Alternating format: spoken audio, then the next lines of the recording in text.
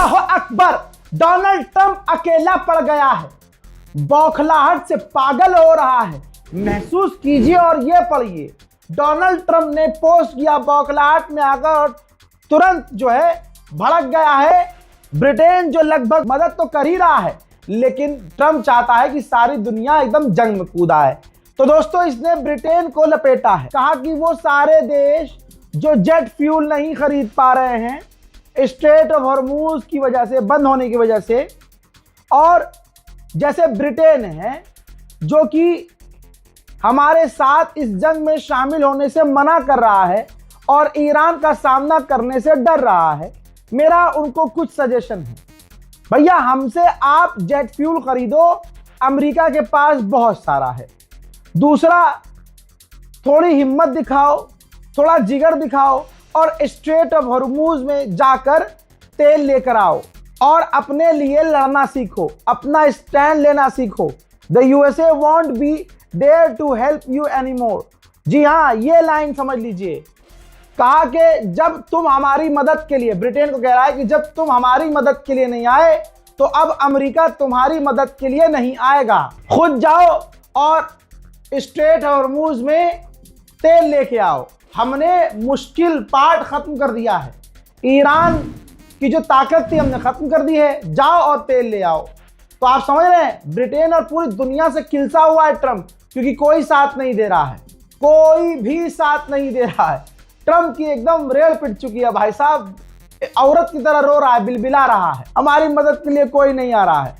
वहीं आपको बता दूं कि जबकि ब्रिटेन कितनी मदद करे, अपना एयरबेस दे रखा है, लेकिन ट्रंप को झटके पर झटका लग रहा है।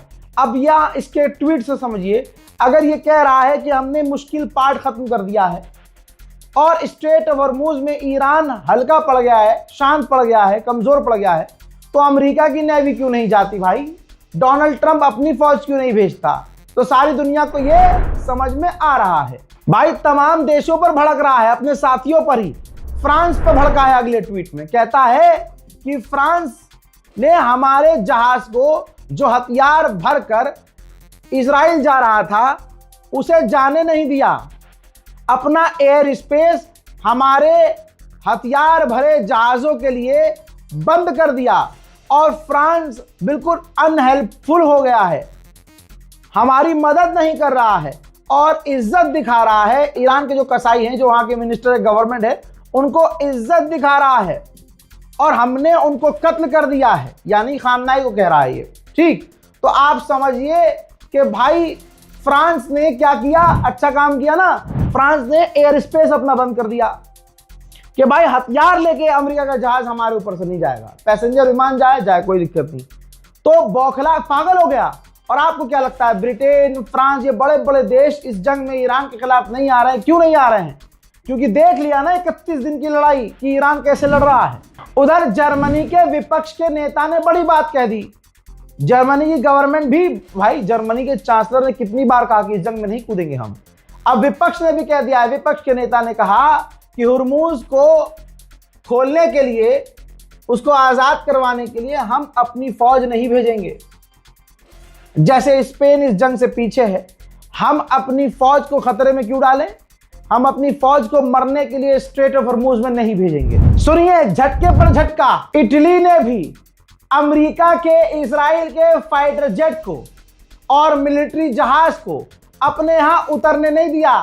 आए, परमिशन मांगी, परमिशन डिनाई की और कहा कि वापस जाओ, वापस चलो। तो सोच सकते हैं कि डोनाल्ड ट्रंप की हालत कितनी खराब है। हजरात, यूरोपीय यूनियन की चीफ ने कहा है कि ईरान हमले बंद करे और स्ट्रेट ऑफ हॉर्मूज खोल दे। हजरात, अब इजराइल कह रहा है कि यूरेनियम ने हमारा जो पिछला हमला था, उस हमले के बाद यूरेनियम वहां से हटा दिया है। हमें नहीं पता यूरेनियम कहाँ है। जो कल तक यूएई और अरब देश, भाई उनके यहाँ तेल सस्ता, पानी फिर भी महंगा था, आज उसी यूएई के अंदर तेल के दाम, डीजल पेट्रोल के दाम 30 से सीधा 70% बढ़ गए हैं और लगातार महंगाई हो रही है। उधर ईरान ने दोनों ही तस्वीर जारी कर दी। 2 MQ-9 रीपर अमेरिका के ड्रोन को जो मार गिराया था, उसकी तस्वीर, उसका सबूत जारी करके अमेरिका के मुंह पर थूक दिया है। ईरानियन नेवी ने ऑफिशियल बयान दिया है कि यूएई में जहां 200 अमेरिका के कमांडर थे, हमने उस जगह को निशाना बनाया है। वहीं आईआरजीसी ने किया है कंफर्म, गल्फ के वाटर में, गल्फ के समुद्र में, पानी में हमने एक और टैंकर को बनाया है निशाना। आईआरजीसी के स्पोक पर्सन ने खौफनाक बात कह दी है, भैया पैंट में मुंह निकल गया अमेरिका का। कहा है इन्होंने कि जो ख्वाब है अमेरिका का स्ट्रेट ऑफ हॉर्मुज को कंट्रोल करने का, अमेरिका की फौज के लाशों के साथ कब्र में वो ख्वाब दफन हो जाएगा। ऐसा हाल किया है ईरान ने कि आले यहूद में भगदड़ मच गई है। यहूदी परेशान है भाई साहब, मैदान छोड़कर भाग रहे हैं। तस्वीर देखिए, ये सारे के सारे इजरायली यहूदी हैं, ये अब छोड़कर अपना मुल्क भाग रहे हैं।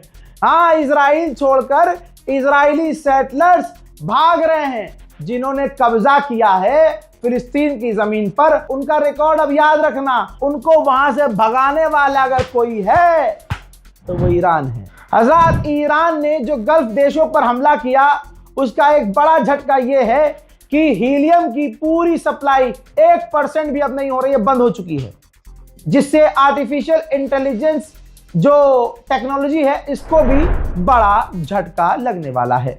चाइना ने ईरान का शुक्रिया अदा किया कि आपने हमारे 3 टैंकर निकलने दिए, और चाइना ने विरोध किया कि ये जो ईरान के न्यूक्लियर प्लांट पर हमला हो रहा है ये बहुत खतरनाक है, इसका रिजल्ट पूरी दुनिया को भुगतना होगा। फिलहाल के अपडेट में इतना ही। इस रिपोर्ट को शेयर कीजिएगा। दुआ